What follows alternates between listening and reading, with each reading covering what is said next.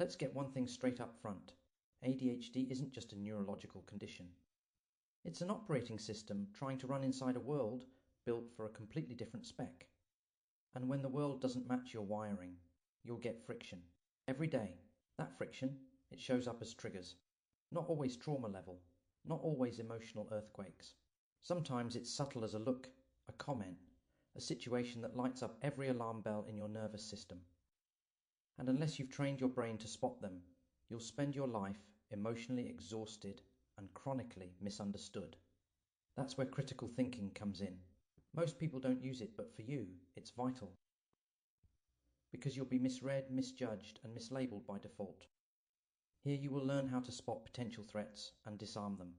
Let's look at 10 common types of people and situations that will trigger you and how to critically decode them so they stop hijacking your brain. 1.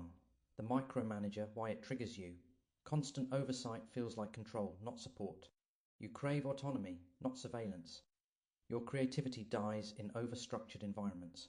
Critical response. Ask, is their behavior about me or about their own anxiety? Frame. They need control to feel safe. I need freedom to work well. Solution. Preempt with structure you design. Send progress updates before they chase. Stay in the lead. 2. The vague communicator, why it triggers you. You thrive on clarity. Vague asks equates to cognitive overload. If someone says, I'll let you know, or we'll see, your brain spins into overthinking. Critical response. Ask, what do they actually mean or expect? Translate, ambiguity is not rejection, it's just poor communication. Solution. Train yourself to ask clear follow-ups. Write down what you think was meant, then confirm. 3. The emotionally dismissive, why it triggers you. You feel deeply. When someone says calm down, you're overthinking it, or you're too sensitive, your entire nervous system flares up. Critical response. Ask, are they invalidating me or avoiding emotional depth? Reframe, my intensity isn't a flaw, it's a functional part of me. Solution. Don't seek validation from those who can't give it. Instead, validate your own experience first, then decide if it's worth the energy to explain. 4. The overconfident, underqualified person. Why it triggers you. When someone confidently speaks nonsense, your justice radar flips out. You see the gaps, you know the truth. But everyone else seems to buy it. Critical response. Ask, is this about truth or influence?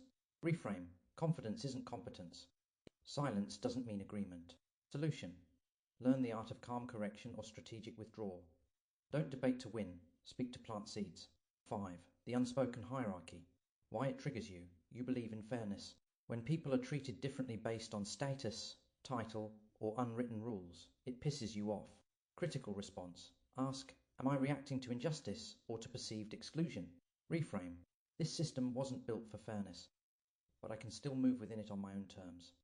Solution, pick your battles. Challenge injustice with strategy, not emotion. Keep a paper trail. Use structure against itself. 6. The passive-aggressive colleague or friend, why it triggers you. You prefer directness. Subtext is noise. Passive aggression feels like a game you didn't agree to play, and you will lose if you don't catch it. Critical response. Ask, are they trying to punish me without saying it? Reframe, I don't have to decode people who refuse to speak clearly. Solution, hold boundaries. Call out unclear behavior gently but directly. What did you mean by that? Is there something I missed? 7. The Unsolicited Advice-Giver. Why it triggers you. You already live with chronic self-doubt.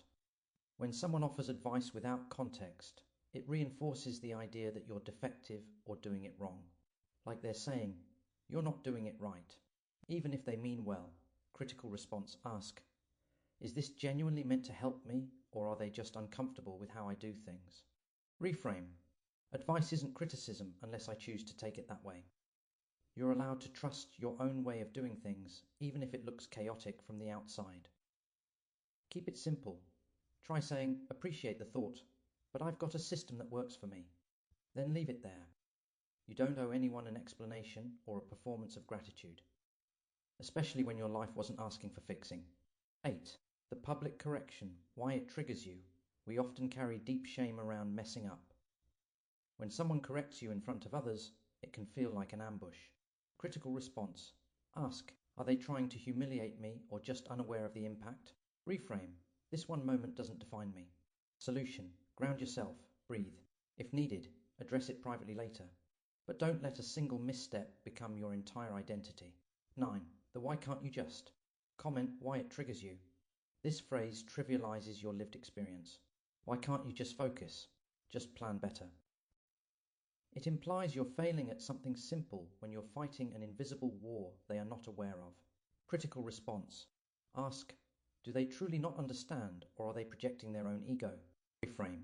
Difficulty doesn't mean inability, and simplicity isn't universal. Solution. Decide if education is worth the energy. If so, explain once. If not, take a deep breath and move on. 10. Your own brain under stress, why it triggers you. Sometimes the world's not the problem. It can just be your own thought loop, flooding you with worst-case scenarios, shame meltdowns, and imagined rejection. Critical response. Ask, what's the story I'm telling myself right now, and is it true? Reframe. Feelings are information, not facts. Solution. Label the response. Pause, breathe. Externalize your thoughts.